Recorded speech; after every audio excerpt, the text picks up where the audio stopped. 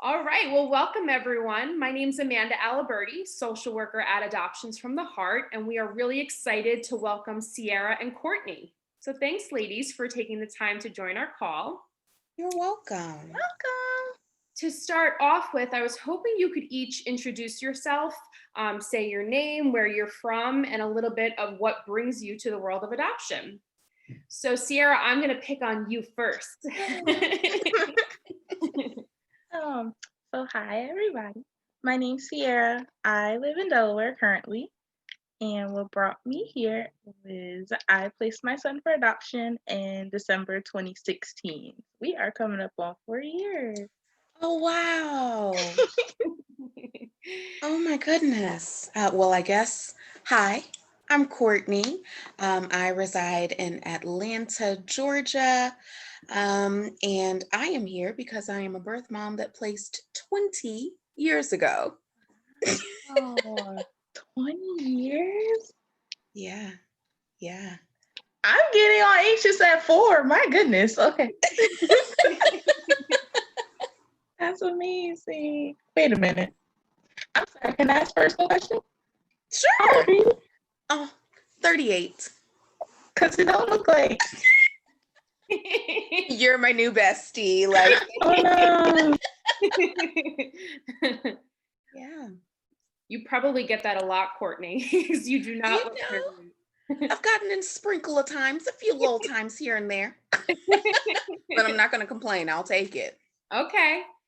So 20 years. Wow. Yeah, it's been a journey, I'm but sure. one that I wouldn't change a thing about it. So, That's wonderful. I was hoping you could each maybe describe a little bit about where you guys were at when you found out you were pregnant with the child you placed for adoption. Courtney, would you like to start? sure. Now, Courtney, are you a teacher? I am an educator. I rarely say teacher only because people automatically assume like K through 12. And I actually educate adults. Oh. For a nonprofit. So I usually just say I'm an educator. But yeah, I get to interact with most of my students are mid 20s to early 40s. Okay. Every once in a while, we'll get a few 18-year-olds. I think the oldest I've ever had was like 45. Oh, So wow. yeah, Yeah, it's fun times. I was scrolling your website a little bit, and the book you wrote seems really just empowering. Oh, thank you. Yeah, it's been a journey in learning my worth. And I actually learned with my students one day, a couple of years ago, we were having a conversation about self-esteem and things of that nature. And I was just like, you're worthy, right? And resounding no. My students had this blank look, like, what are you talking about? Nobody has ever called us worthy before. What do you mean by worthy? And so I began to tell them at the end of every class, you're worthy and I love you. And then my students would come and like hug me after class. Of course, this was pre-COVID, but they would come hug me after class. Like nobody's ever said that, people don't tell me that they love me, and I'm just like, if I made, poor choices in my life due to my lack of worth, and clearly my students are being affected, these grown adults are being affected by, these simple words, I was just like, there has to be other people also out there that need to know that they're special, that they're worthy, that they're deserving. And so I started thinking, well, yes, now I'm in my late 30s and I know it, but how different would my life have been had I known my worth as a child? And so that's where the idea of writing a children's book came to play.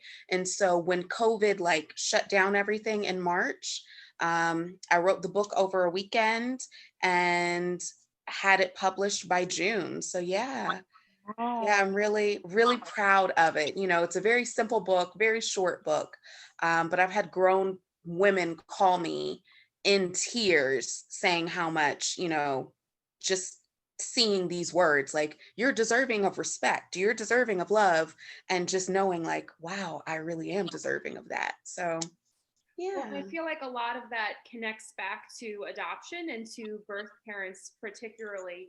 And I think SeAyra will probably talk a little bit more about what it was like when she first placed, but there is this sense of I matter, and we want to teach women and men that you matter. And you don't want to let society pressure you into feeling some type of way because of the decisions you made. SeAyra, can you maybe pop yourself back into that mind frame of when you first found out you were pregnant and how you were feeling? So when I first found out I was pregnant, I was a little over 24 weeks. For some reason, my pregnancies fly by and I never know about them because my son was my second baby. And when I found out I was pregnant with my son, I was in a mixture of emotions, more so very concerned about what was going to happen with my family, because I was in an apartment. It was me and my then boyfriend at the time, and then my best friend, and then our two kids. And it was like we were in a 2-bedroom apartment. It was a lot. And we're like, okay, so now here comes another child. And then maybe 2 months after I found out I was getting evicted. So I'm like, okay, so now I have to go home with my 2-year-old daughter and a possible, newborn baby, because me and my son's dad couldn't get a situation figured out. So it would be basically me being at my mother's house with 2 children. That was a no-go. My mom has an autoimmune disease, and I'm like, she can't help me, and I'm not really going to have the help that I'm going to need. This baby's not going to have the support and love that it's going to need. And honestly, neither is my daughter, who's currently here. So I started looking up my options, which were very few, I thought, at the time. And then I met Amanda. Well, I was in the car. So I was in the car on my way to work, and that little jingle went off on the radio. It's like, are you pregnant and you don't know what to do? I'm like, yes, I'm pregnant and I don't know what to do. Oh, wow. Yeah, it was really like, oh, I actually am pregnant, because I've heard the commercial so much throughout my days for years, and I'm like, I never even really paid attention to it. And then it was just the one day I was going to work, and I'm like, I am pregnant. I don't know what to do. Let me get this number. Let me look them up. Let me give them a call when I'm home and settled and can actually do this. And I did. And that's when Amanda actually came to me, and we talked. It was lovely, because she gave me all my options instead of just the one that I called her for. Wow. How about for you, Courtney? How are you feeling when you first found out you were pregnant with the child you placed? So whenever I get a question similar to this, I always go back just like a step to how I got pregnant in the first place. And it goes back to lack of worth, not knowing that I mattered, not knowing that I was special. And so because of that, I went looking for love in all the wrong places, thinking love equals sex equals a man's attention. And so that's actually how I ended up pregnant. I actually, crazily enough, never took a pregnancy test, never. I literally woke up one morning, hadn't missed a cycle, woke up, sat in bed, and said, oh my God, I'm pregnant. That is literally how I found out I was pregnant. Then, of course, eventually the symptoms and whatnot started happening.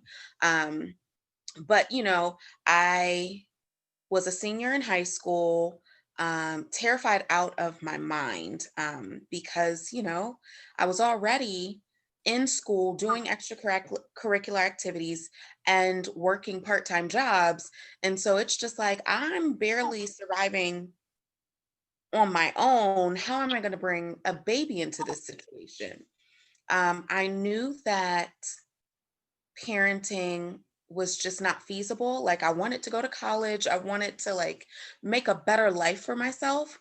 And I also knew that no judgment on anybody that has, but I knew that I didn't want to have an abortion. And so, adoption is not something I grew up hearing about. Like, I saw it in Lifetime movies, after school specials.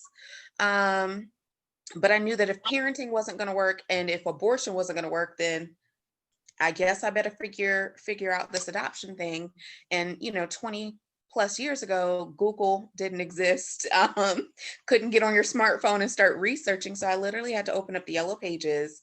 And I found an adoption agency that was off of a bus line because I didn't have a vehicle, called and made an appointment. And that's pretty much how it began.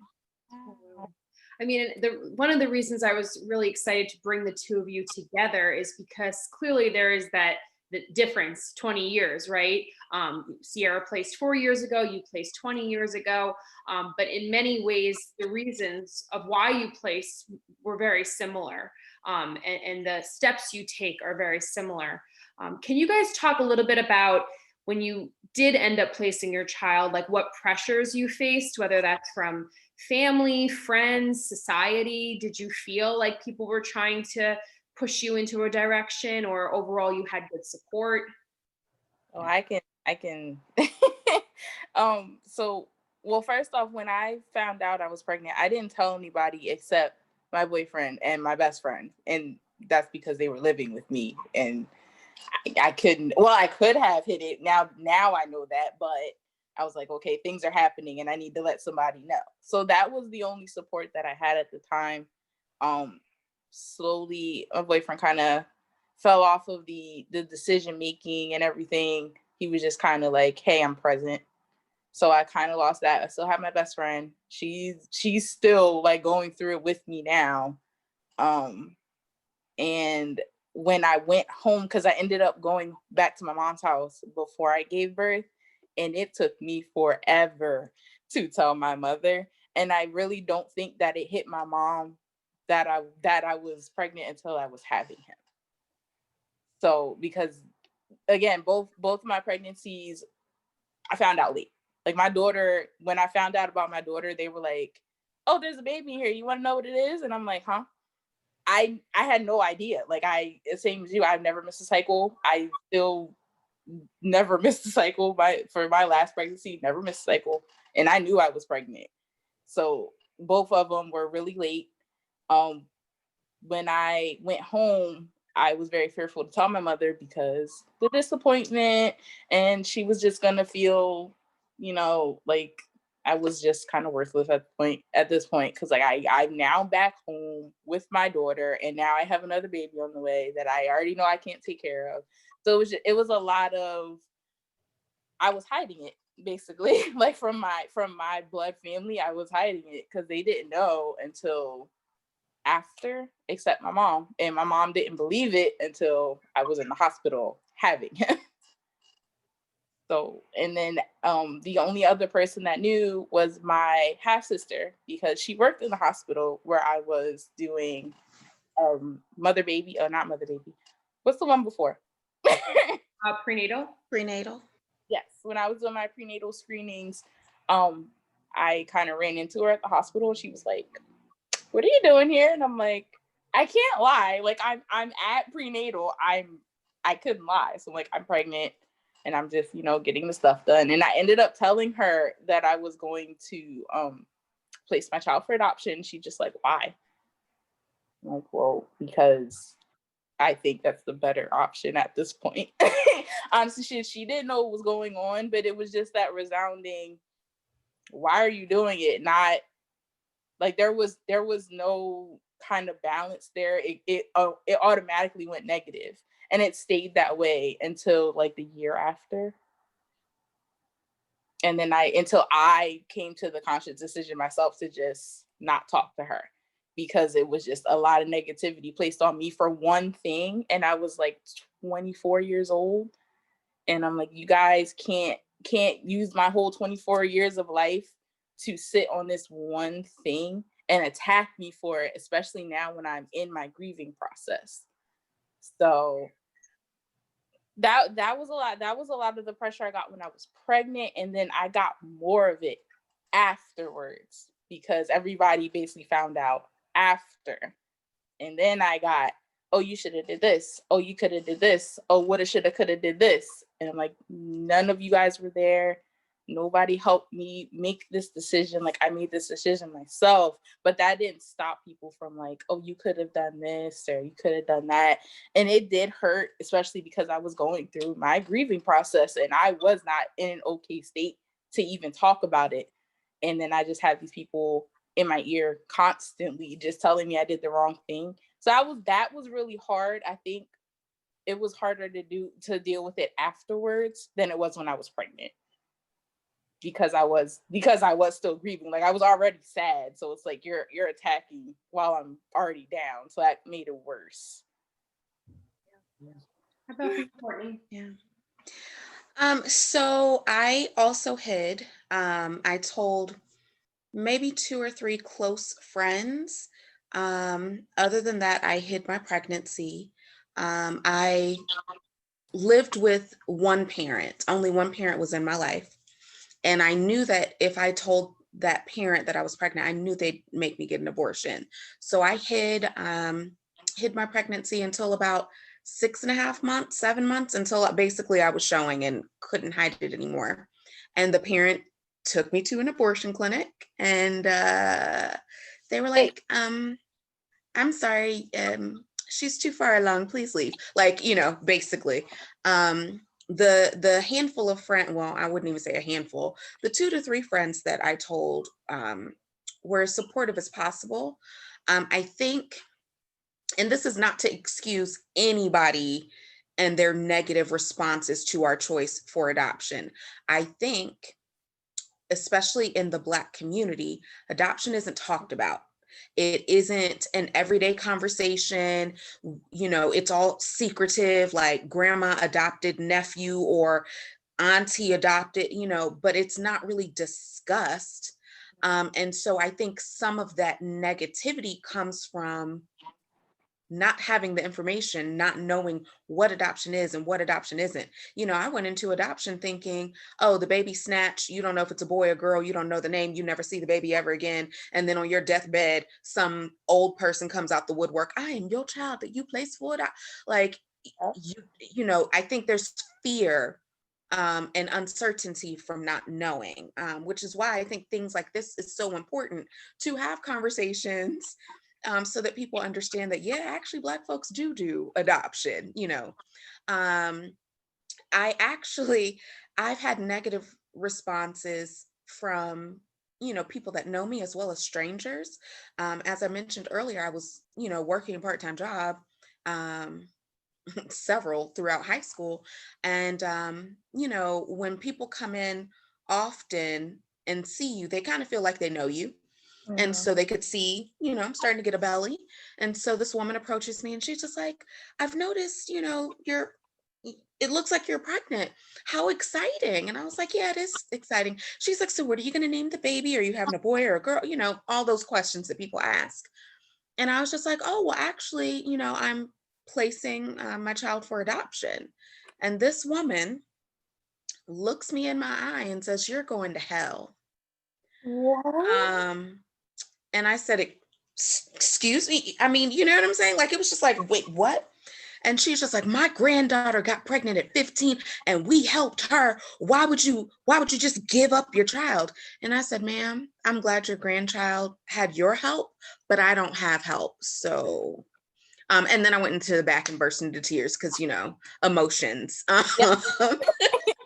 But yeah, it's, and once again, I think it comes from that lack of knowledge as well as not having empathy for others. Like, great that you were there for your granddaughter, but you can't assume that everybody has that type of help. When I told the father of my child that I was pregnant, I tell people all the time, the term ghosting was created by me. Not only did he change his phone number, he changed his beeper number and he moved after I told him I was pregnant. Oh my God. So, a terrified 17-year-old with no support, what else am I supposed to do? So that was my that was my emotional foray into adoption. Wow. What got you through it for each of you? What got you through those moments of, preparing for placement happening, letting go of child? Like, what helped you guys through it? So, well, I mean, you know, after like after I did everything, like after I came home, like you were it. You were the rock there.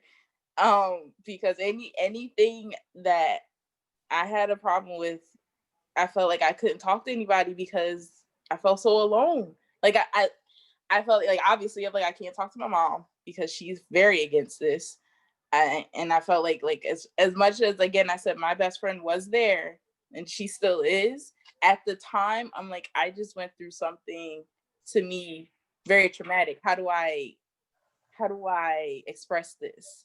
So I kept a lot of it inside because I'm like, somebody's not gonna understand how I feel, so why am I wasting my breath? And the only person I was like, man, let me call Amanda because I'm really in a bad place right now. And at least I know she's worked with other women like me. And then I would call her. We would go to the library. We would have our sit downs. I would cry in the chair. People look at me funny, and it was a great time. But I think prior to that, it was really just like the love for my child that got me through like everything else, because a lot happened between like me finding out I got evicted to the day I went to the hospital to the day I gave birth. And every thought that I had in my head that was just negative, or it was backtracking at some point, I just had to stop me. Like, my son deserves this. Like, my son will be in better hands. Like, my son will be happy, he'll be healthy. And then also my daughter's gonna be okay, her mom's gonna be okay. Like, and I think it was really, while I was pregnant, just the love of my kids and kind of thinking about how their life would be affected by this one decision that I needed to make, kept me going through the end of the process until I had him. And then afterwards it was Amanda. Yeah. Mine is similar in that, thinking about my son, thinking about why I am making this decision, that had to be constantly at the forefront of my mind. What also helped, which isn't healthy, I gave birth on Tuesday. We left the hospital on Thursday, and I moved in for my freshman year of college on Sunday. So there literally was no time to okay, I gotta go get my books. Okay, where's my first class? Okay, where's my next class? Okay, I have to meet my new roommate. Okay, well, where do I go to get I had to focus on this new way of being as a college student that I really didn't have time to grieve. So time also played a part, as well as the health fees that you pay as a student included therapy. And so the second semester of my freshman year, I began therapy, which helped immensely. I've said this before, and I'll probably say it forever. Those that are choosing adoption now, 10 years ago through now and beyond, have such an amazing situation, because there are adoption groups, there are birth mom groups and birth mom dinners. Those things didn't exist for me. I literally felt alone. I'm quite sure I met birth mothers, but they weren't talking about it. They weren't, I was literally open from day one. I actually have a friend in my life now, and he's just like, Courtney, I remember the first day I met you, you told me about the adoption. Part of my healing is talking about it and, just sharing about adoption. But I literally 2 years ago was my first time going to a birth mother event. My son was 18, and I had not, interacted with other birth mothers. So I'm so grateful that adoption today is different than what it was, because there's so much support, so much love, and so much care. Because, when you feel like nobody knows what you're going through and you're being judged by this person, well, I would have done this. And why did you do that? And you have this group of women that get it. Mm-hmm. That could make the entire difference for somebody trying to figure out what to do with, an unexpected pregnancy. You actually answered one of my questions, because that's exactly what I was going to ask, is what type of support did you have in terms of, did you connect with any other birth parents? Because, you know, for SeAyra, so I've been with the agency now a little over 8 years, and I'm proud to work at Adoptions from the Heart. I think the services we provide are amazing. But probably about 3.5 years ago is when I started the monthly support groups that SeAyra was one of the first to join. And the reason I started it is I felt the need for women to come together and be able to connect. And exactly what you're talking about, Courtney, is what I felt like we needed. You know, we as social workers, counselors, therapists, we can do our best to try to provide that support and counseling to clients, but you don't know what it feels like unless you've walked in somebody else's shoes. And I think the ability for women and men to connect with one another is really powerful to the healing process that a birth parent needs to go through. So first, I want to say I'm sorry that you didn't have that when you placed. But I also think it's really powerful that you're able to speak out today and use all that you've been through to help empower other women and men who might be in a very similar situation. So again, we're grateful to have women like you join calls like this, because like you said, the more we can educate and spread awareness, the better it's going to be, because this is never going to go away, right? Women are going to always be facing unplanned pregnancies in the future, because that's just the way of the world. So I think that adoption today is very different than it was 20 years ago, right? Would you agree with that? Oh, immensely. Can I ask each of you to describe a little bit, if you're okay with sharing, what your open adoptions look like, if you do have open adoptions? Oh, mine was completely open from like day one. And I think since I picked my family, in my mind, I did this is not my child, this is their child. So when I made like my hospital plan, I was like, I want the parents there. I don't care. I want them in the room. Like, I want them there the entire time, not just at delivery, not just before, not just after the baby's here. Like I said, I want them there the entire time, as long as they're comfortable with it. I'm comfortable with it. I think the day that I went to the hospital, I did not plan to give birth that day. I was supposed to get a checkup and I was supposed to go home because it was December 22nd or something. It was around Christmas. So I'm like, let me get this checkup. Let me go home and get everything ready, because I'm the gift wrapper in my family. So of course, all the boxes are stacked up at my mom's house for me to wrap. And I went to the hospital and they were like, you're 40 weeks. You need to stay. And I'm like, I can't. I was like, I can't. I have things to do. And then the hospital kind of broke it down to me. Like, it's a matter of the life of the child, possibly mine as well, because things didn't look right to them. So it was like, at that point, I was like, okay, I guess I'm staying at the hospital. And I called Amanda. I'm like, hey, Amanda, time's happening. Oh no, it was either you or Daniel. I called and I said, I'm at the hospital. They are admitting me. I was getting induced. And I think my family was 3 hours away. They got there in like 3 hours. They were there immediately after they got the call, like as soon as they could get there. And I let them know beforehand, like anything that you guys, like anything that I have access to as the mother in the hospital, you guys get the same treatment. Like, you guys are the mother and father. You guys get to move around the hospital, come in and out of my room. It was like, from that moment, and I think that really helped the bonding experience, because they were there from the moment I got in that room until the day I left. So they were there that entire time. And then we had exchanged emails and phone numbers like prior to my son getting here. So we had been like in already the private, I guess, communications already. Mm-hmm. So it's been open pretty much from the start. It's just like, I think that more so helped because, again, I was alone in that section. Like, even though when I was at the hospital, my son's father was there, but like my son's adoptive mother was with me when I got my epidural. Like, she held my hand. She was the one in front of me while they were doing the epidural. Like, his father and his mother were there when I was giving birth. Like, his father cut the cord.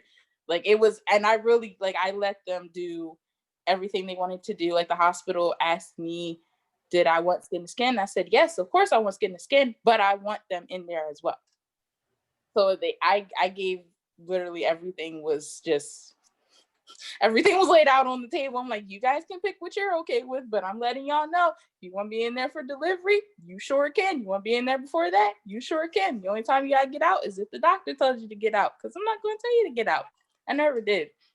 They were, I think they were a little concerned because I said all this while I was pregnant and I was very happy. And then when we were in the hospital, they were a little like shy about it, because now I'm in the hospital. Now I'm in pain. Now everything is, real. And I'm still sitting there like, hey guys, what's up? Like we sat there, we watched Disney movies. And I'm like, you guys are here. We're here for the long run together. And That's so amazing. today you have direct correspondence with the adopted family, right? You guys talk through phone, through email, they send you pictures, and you have visits. Okay. Yep. Awesome. How about for you, Courtney? So my adoption, as many were back then, semi-open. So what that meant was the adoption agency was the intermediary. His family could send a letter and pictures once a year, and I could send letters and pictures whenever. I was very intentional. I specifically chose to send him a birthday card with a yearly letter in his birthday card, a Mother's Day card for his mom, a Father's Day card for his dad, and then a December holiday card. And like I said, I wanted to be very intentional about that because, I didn't want to start like sending gifts, because what if this year I can afford a $500 gift, but next year I can afford a $5 gift? I didn't want my son to ever think, oh, she doesn't love me anymore, or, oh, but I knew that no matter how I was doing financially, I would be able to afford a $2 card and a stamp. Right. So I was very intentional about that. And so that it was basically, semi-open the whole time. When my son was probably maybe 10 years old, it's ridiculous now. I can laugh at it now, but at the time it was very upsetting. In February, I got a letter from the adoption agency saying, by the way, we closed our doors back in November. If you still want to hear from your son's parents, send us a $50 check. If they also send a $50 check, then we'll continue to be the intermediary. Wait. Mind you, actually, he wasn't 10 because I was still in college. So maybe he was 5. I don't know. But as a college student, I'm like, I gotta get this $50 somewhere. So I got the $50, sent off a check, and never heard anything. And it broke my heart because, with the agency being the intermediary, I didn't know where they lived. I didn't know their last name. I knew nothing. So literally in my heart, it was just like, you're never going to hear from them again. And maybe a year or 2, 3 years later, I'm trying to remember the whole Facebook timeline, because college kids got Facebook first before it was opened to anybody. But I was on Facebook one day, and all of a sudden I get a message, and it's just, hi, and of course Facebook's new, Facebook Messenger's new. And I'm like, I'm not answering this. I don't know who you are. And a few weeks later, I get another message. It says, hello. And so I'm like, how do I know you? And she's like, we're both Nathan's mom. And I lost it. She found me on Facebook, which I will forever be grateful for, because once again, without the agency, I had nothing on them. So from that point forward, we had social media connecting us. And on his 18th birthday, she called me and she's just like, he's 18 now. I'd love for our relationship to change. So now we have email, we have each other's phone numbers. And even though my son hasn't made the decision whether or not he's ready to meet me, I have a relationship with his mother. So I'm forever grateful for that. So yeah, semi-open was the plan. Do you still get pictures, Courtney, of him, or have you seen recent photos through social media? Yeah, so now like every once in a while I'll get a text message from her with a photo, or his birthday's in August. She sent me a photo of him. He wanted to go bowling, so there's a photo of him at a bowling lanes with his mask on, and it just brightens my entire month whenever I get an unexpected, you know, picture. Last year for his birthday, she took a video of people singing him happy birthday with his, you know, cake in front of him. Like, you know, just any of those unexpected things just rocks my world. Because, you know, I see women that have had open adoptions, and I see them holding their child and going to their child's football games and going on vacations or spending weekends, and it's, you know, it's just like, oh, that's nice, you know. So when I get my pictures, it's like, yes, like it's just, that is my connection, you know, that is me going to the baseball game, that is me going on vacation with them when I get these photos. Well, I have such reactions, but I want to let SeAyra react to that powerful story. My God, I'm still upset about the they just closed their doors. Like, I couldn't imagine if I got an email in the end. Well, I mean, I think that's where me being so open very early on would have saved me. I would have lost my mind. I'm sorry. I would have lost my mind if they said, well, we can't help you anymore. And then, because that was my biggest fear, was I wouldn't know what happened to my son.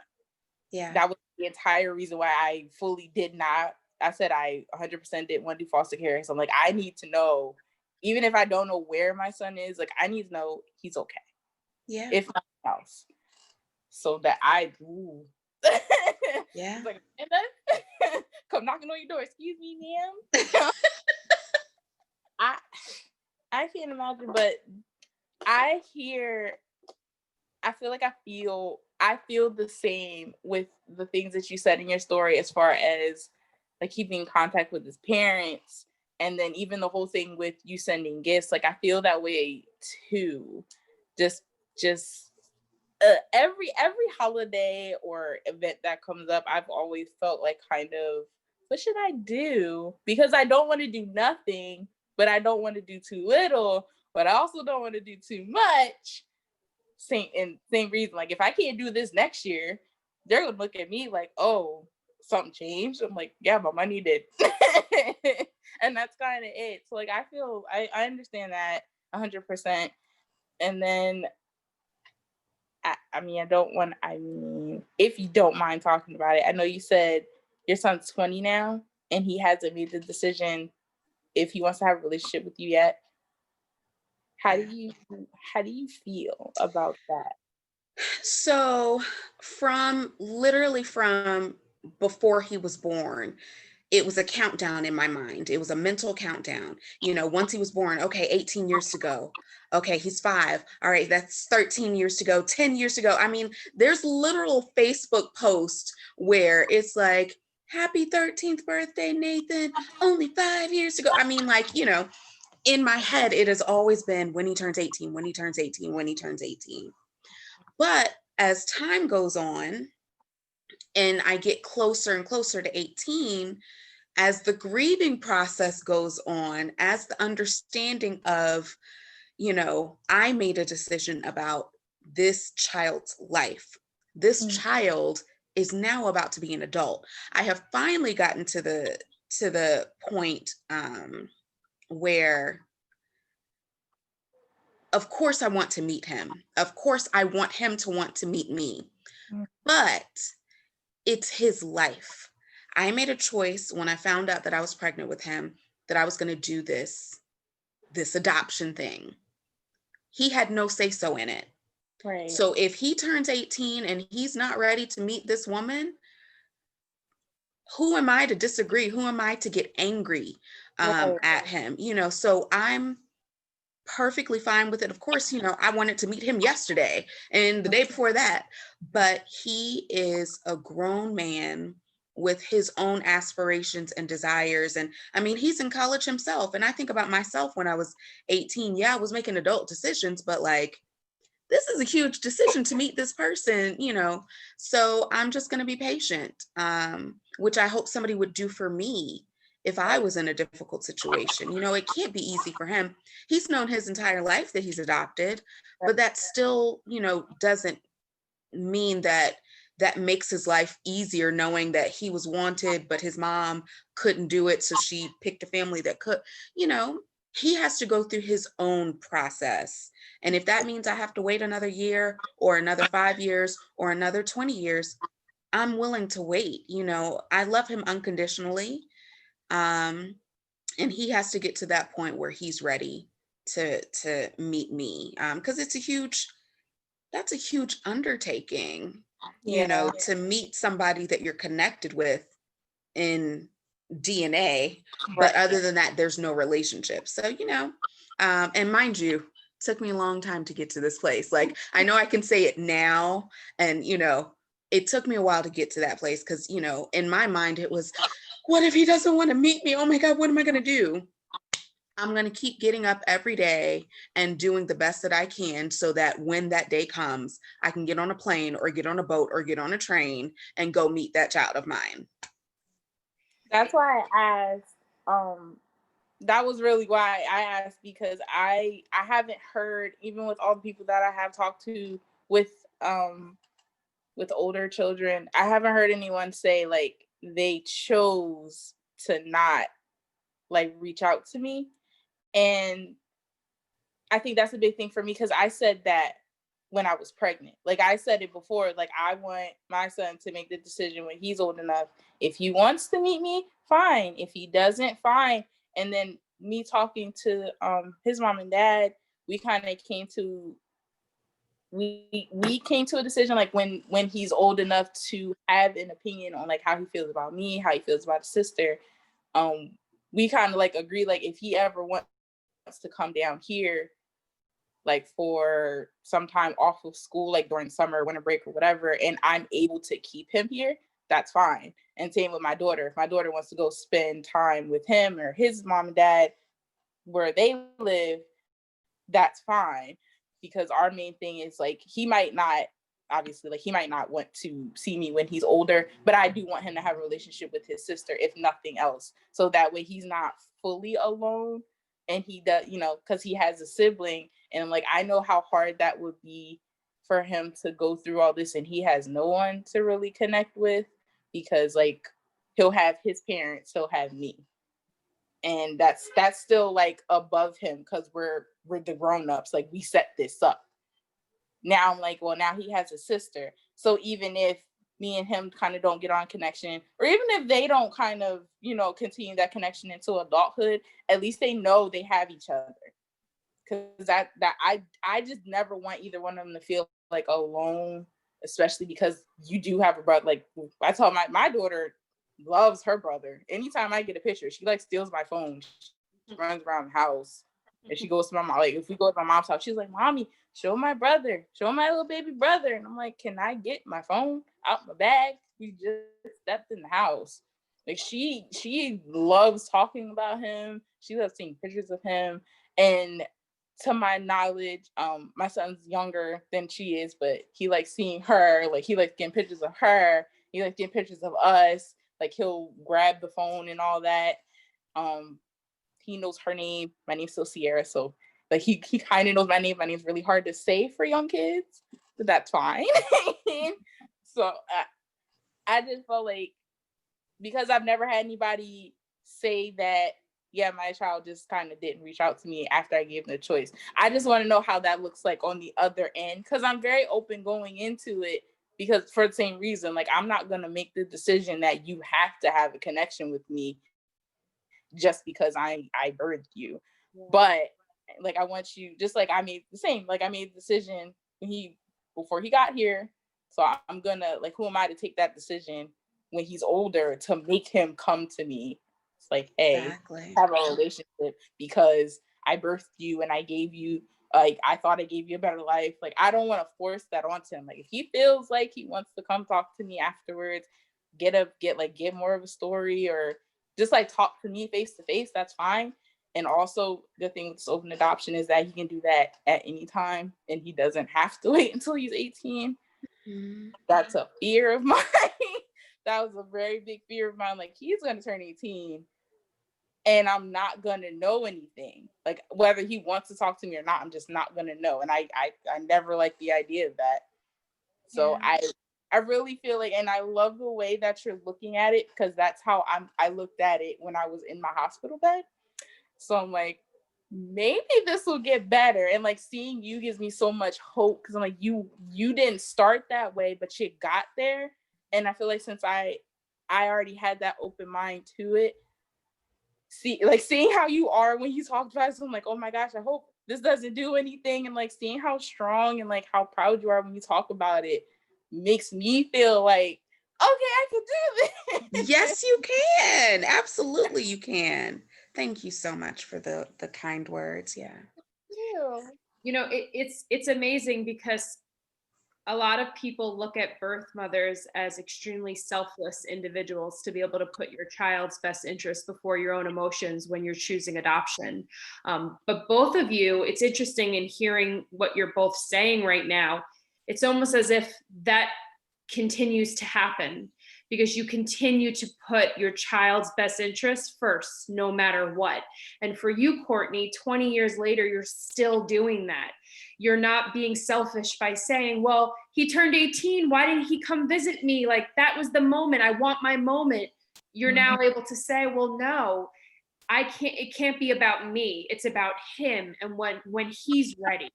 And that takes a very selfless person to do that. And I think it shows the strength of who you women are to be able to continue to put your child's best interest first. And I just think that's really powerful. Thank you. I actually really love that you say that, because so many people don't see birth moms and birth dads as parents. We're overlooked on Mother's Day and Father's Day.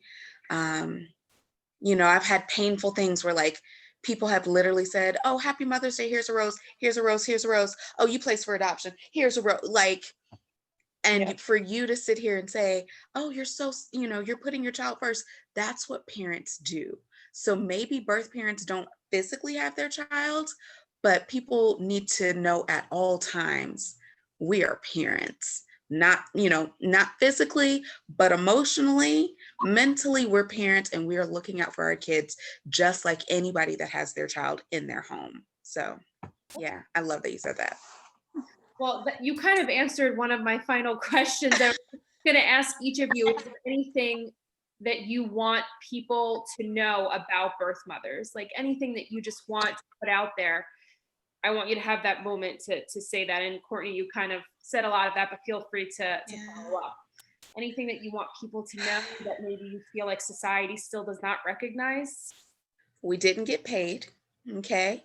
Oh my goodness. We didn't get paid. Okay. That's child trafficking. So many people, oh, your college was paid for, right? No. Would you like to pay my student loans? Cause no. The fact that, you know, we're not considered, you know, parents, which I'm really grateful that Birth Mother's Day exists, because we do get acknowledged. And I didn't even know about that till 2 years ago. But yeah, you're selfish for not, you know, parenting this child. Like, no. Do you want me and the baby to live in a cardboard box just so you can say I kept the baby? Like, so yeah, I just wish people would educate themselves instead of looking at Lifetime movies, instead of making assumptions. I wish they would just educate. And Google exists now. It's very easy to find out information if you're willing to look for it, or even, you know, talk to people. You know, y'all know I'm an open book. I'll talk to the cows come home about adoption. But yeah, that's the biggest. Those are the biggest things. How about for you, SeAyra? The biggest thing I try to emphasize when I talk to anybody, we're here. Like, a lot of people think we disappear into the background once the paperwork's done, the baby's with their new family. Like, people think we disappear, or, you know, like we fade back into society and we just kind of manage after that. Like, oh, we're here. We're here, we're grieving, like we're still trying to make stuff work. And on top of that, just like when you said, we're still parents. So it's like on top of, you gotta like, as for me, I know it's different for me because I do have a child already, and then I had my son. So I did literally have to get out of, I just placed my son for adoption, and I had to go back to, I have to go be a mom. Like there was no downtime for that. Like I left the hospital, went back to my daughter. And I want people to know, like, it's not that easy. Like, we do not just fade back into the background. We don't just blend back into society. Like, we're here. And I want birth moms to know, like, please talk. I wish I could like see people who are birth mothers and just like walk up to them like, hi, I'm also a birth mother. Here, hug, let's talk. Just because I felt it myself, like just to be in an area and you're getting this feeling and you don't have anybody that can connect with you around you. And it's such a scary feeling. And I want people to know, like, we're here. You might not see us. Like, obviously, you can't tell I'm a birth mom just by looking at me. So you gotta talk. I want people to like, at least, if not just to talk to get out of you, like talk to get it in the air. Because a lot of people don't know. Like, a lot of people just don't know what happens to us or what happens with an adoption process in general, like especially in Black community. Oh my goodness. Like, it's astounding just, which Amanda, we gotta talk. It's astounding just the amount of backlash that I get because I say one simple thing. Oh, my son lives with his adoptive family. And people look at me like, what? But your kid's with you. I'm like, no, my daughter is with me. My son is with his family, his adoptive family. I was like, I just want people to know, like, it's okay to do that at your own pace. Of course, I know some people don't feel, they don't feel comfortable, like maybe talking about their kids yet, and that's perfectly fine. But when you do, when you get that strength, please use it.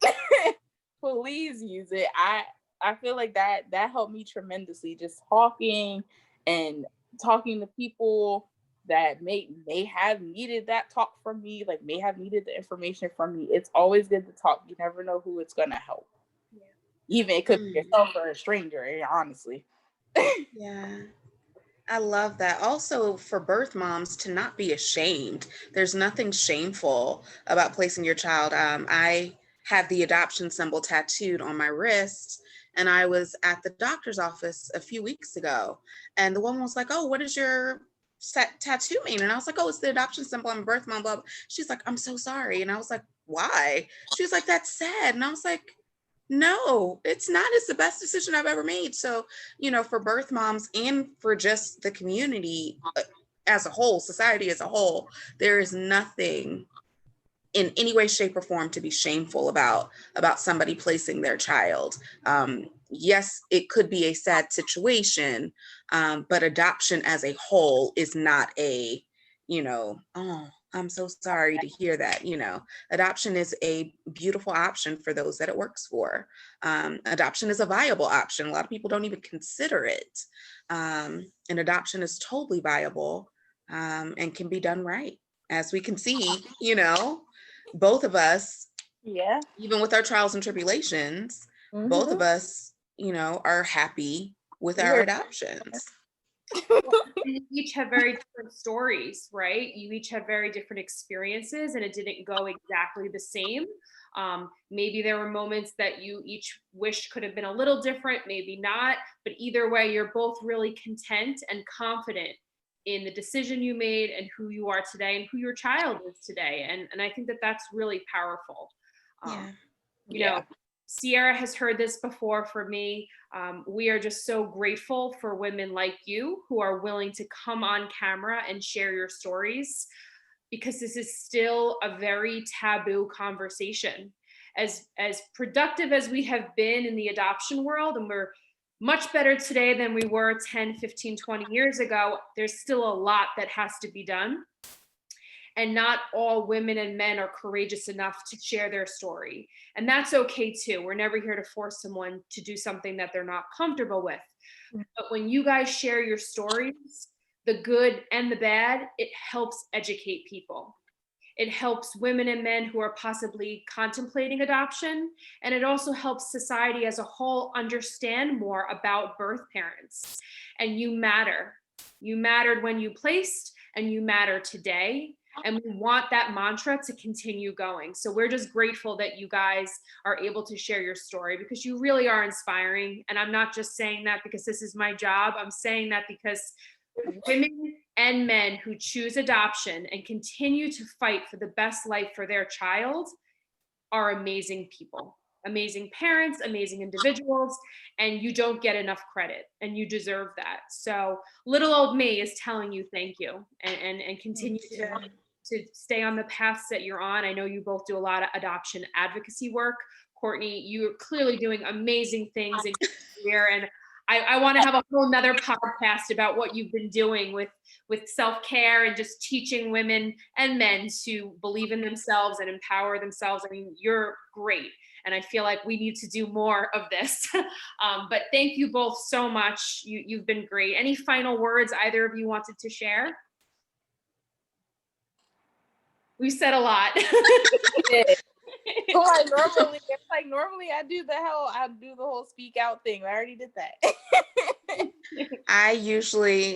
Lately I've just been doing what I do with my students, at the end of every email, the end of every class, I love you and you're worthy. I may not know you, and that's whomever is watching, but I love you and you're worthy.